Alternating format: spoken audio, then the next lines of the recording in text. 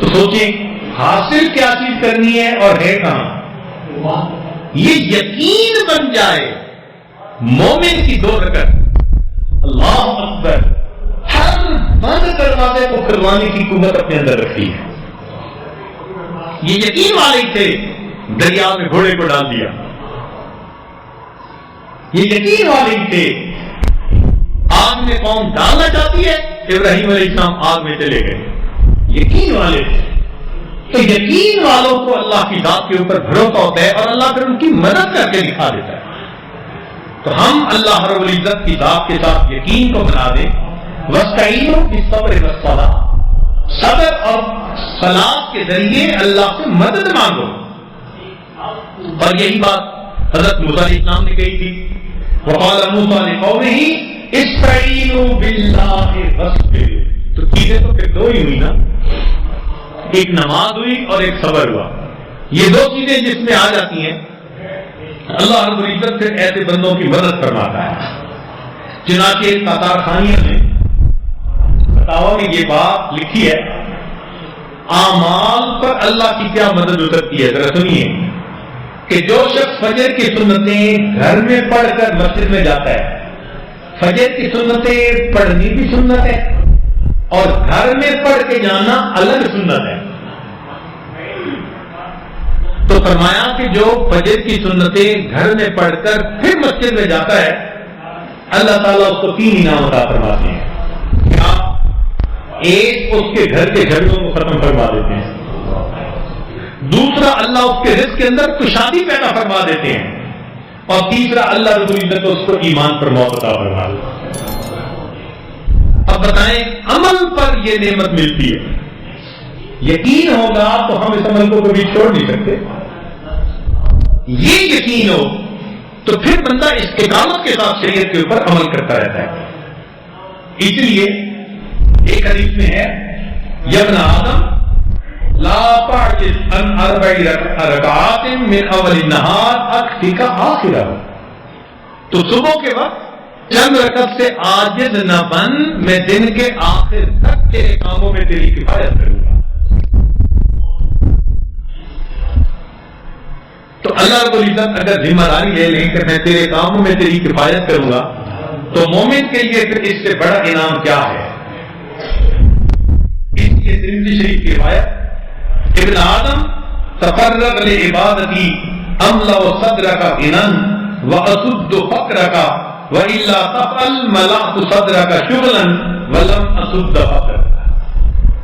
میرے ذکر کے لیے فارغ ہو جا, میں تیرے فقر کو بھی دور کر دوں گا, تیرے سینے کو غنا سے بھر دوں گا. اور اگر تو میری یاد نہیں کرے گا تو میں تیری پریشانیوں کو بھی ختم نہیں ہونے دوں گا, اور تیرے سینے سے میں فقر کے غم کو ختم نہیں کروں گا. ہر وقت پریشانی, بزنس کا کیا بنے گا, فلاں کیا بنے گا. اصل تو اعمال ہیں جن کو کرنے سے پھر انسان کو نتائج ملتے ہیں. تو ہمیں اپنا یقین بنانا ہے اور اپنے اللہ رب العزت سے اس کی مدد کو مانگنا ہے. پھر دیکھیے اللہ رب العزت کیا مدد فرماتے ہیں. اس لیے فرمایا وتوکل علی اللہ وکفی باللہ وکیلا.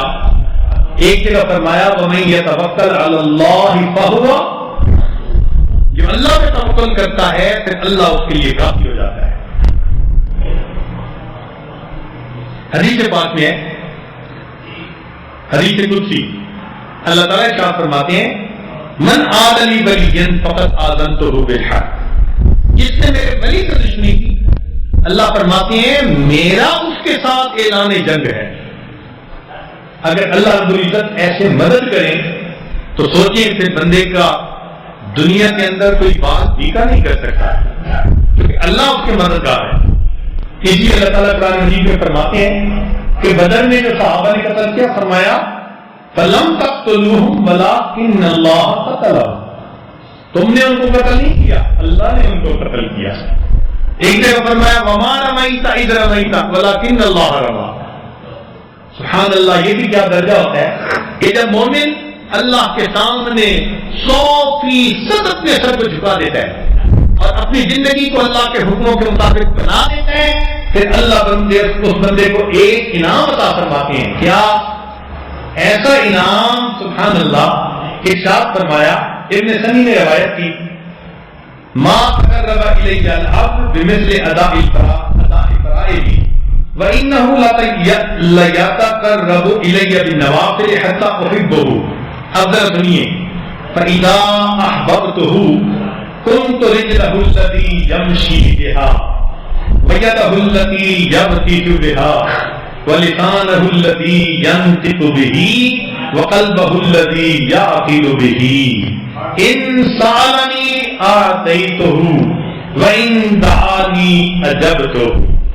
اللہ اکبر کبھی کہ جب بندہ میرا مقرر بن جاتا ہے میں اس کی آنکھ بن جاتا ہوں جس سے وہ دیکھتا ہے، میں زبان بن جاتا ہوں جس سے وہ بولتا ہے، میں اس کے پاؤں بن جاتا ہوں جس سے وہ چلتا ہے. یعنی انسان کے لیے اس سے بڑی معراج اور کوئی نہیں ہو سکتی کہ اللہ رب العزت اس کے بارے میں یوں فرمائے کہ میں اس بندے کی آنکھ بن جاتا ہوں، میں اس کی زبان بن جاتا ہوں. اللہ اکبر کر. لہذا جو بیانات کیے گئے ان سب کا لب لباب یہی کہ ہم اپنی زندگیوں کو شریعت کے اوپر اس طرح لائیں کہ معصیت ختم ہو جائے، ادخلوا فی السلم کافہ کا مصداق بن جائیں، اور یقین ایسا ہو کہ اللہ کی مدد کے زمرے میں ہم شامل ہو جائیں. پھر اللہ ہمارے لیے کافی ہوگا، دنیا کی پریشانیوں سے بھی ہمیں بچا لے گا، آخرت کی بھی سرخروئی عطا فرما دے گا. محترم جماعت، اس عاجز نے آپ کو منزل کا نشان تو بتا دیا ہے، ہم اگر نہ پہنچ سکے تو ممکن ہے آپ میں سے وہاں پہنچنے والے اللہ پیدا فرما دے. اللہ تعالیٰ موت سے پہلے ہمیں ایسا یقین عطا فرمائے. وآخر دعوانا ان الحمد للہ رب العالمین.